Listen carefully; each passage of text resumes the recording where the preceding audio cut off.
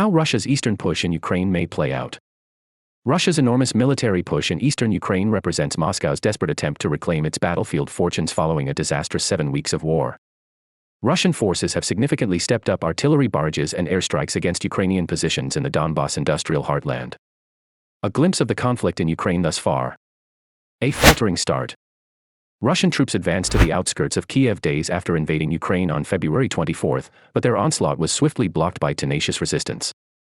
The Russian military suffered significant troop and equipment losses, and the Ukrainian forces' morale was buoyed by the failed Kiev assault, allowing its leaders to mobilize widespread international support and gain additional armaments from the West.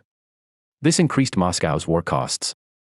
Putin shifted the attention to the Donbas, where Moscow-backed separatists have been fighting Ukrainian government forces since 2014, following the Kremlin's annexation of Ukraine's Crimean Peninsula.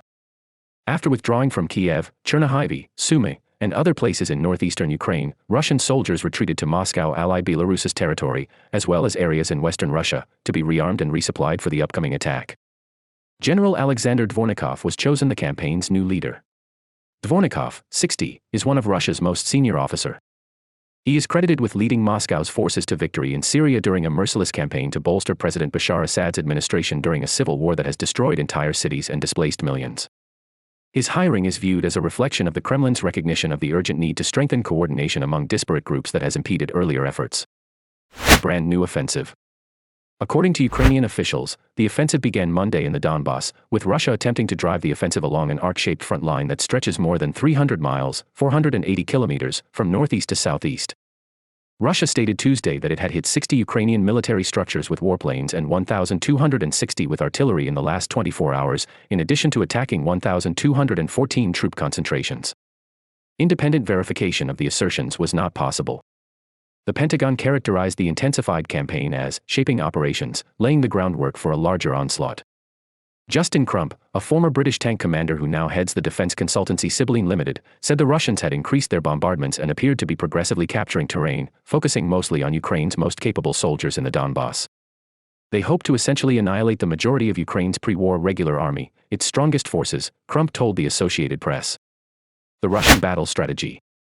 According to Ukrainian and Western experts, Russia would attempt to encircle Ukrainian forces with a pincer maneuver, marching from Izium in the north to Mariupol in the south.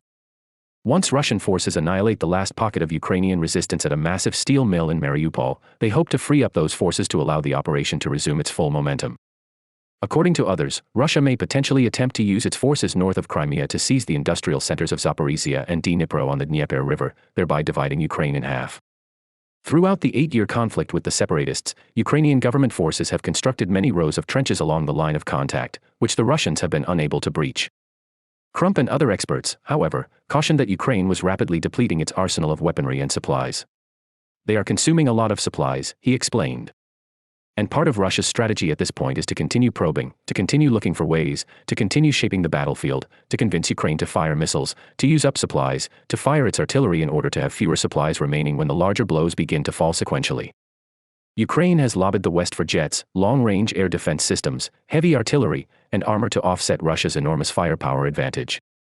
Western allies have upped their weaponry supplies and begun supplying heavy weapons, but it may take time for these to reach Ukrainian forces, who will then need to learn how to operate them. New equipment is fantastic and extremely beneficial in a variety of ways, but the issue is that troops must learn how to use it, Crump said, adding that Ukraine may station new weaponry in locations distant from the combat to give troops practice and redeploy Soviet-era weapons to the Eastern Front. The Russia's problem. The Russian offensive will almost certainly confront the same logistical difficulties that its troops did early in the war. Throughout the bungled assault on Kiev, Russian convoys extended along highways, becoming accessible targets for Ukrainian artillery, drones, and scouts. Eastern operations could be as difficult, especially now that spring foliage grows and provides natural cover for guerrilla strikes. Crump noted that the Russians appear to have learned from their previous errors and are attempting to avoid lengthy supply lines. Additionally, they aim to ensure that the majority of their supplies were transported via railways rather than trucks. While the terrain is flatter and easier for the Russians towards the east, Crump stated that rain has hampered off-road movement, limiting maneuverability. That makes it really difficult for them to be unpredictable and use tanks to their advantage, Crump said, adding that once the terrain dries, Russian armor will have more maneuverability. While the Russians appeared to be making better use of their forces than they were at the outset of the war, he noted that they continue to have morale issues and that many units had been forced together with minimal training. According to the Washington-based Institute for the Study of War, while Russian forces may gain ground as a result of their heavy artillery concentration and increased manpower, their eastern campaign is unlikely to be significantly more successful than past major offensives surrounding Kiev. It is likely to be plagued by the same inadequate coordination, inability to execute cross-country operations, and low morale that have hampered previous offensives. The crucial moment. Putin desperately needs a victory in the east to raise Russian confidence and attempt to negotiate an end to hostilities on his terms following the catastrophic start. Russia, battered by Western sanctions, lacks the financial resources necessary to fight a long war. Protracted conflict will exacerbate already severe economic harm and exacerbate social tensions, undermining the Kremlin's support base. Russia has already mobilized its most capable combat forces, and continuing fighting would almost certainly require it to mobilize reservists and send new conscripts into war, acts that will surely arouse widespread public outrage. Putin is likely hoping that routing Ukrainian forces in the east will enable him to compel Kiev to accept critical Kremlin conditions for a ceasefire, recognition of Moscow's sovereignty over Crimea, and recognition of the independence of eastern separatist regions, including areas that were previously under Ukrainian control. I believe we are at a tipping moment where we will learn whether we will achieve peace, a pause, or protracted fighting, Trump added.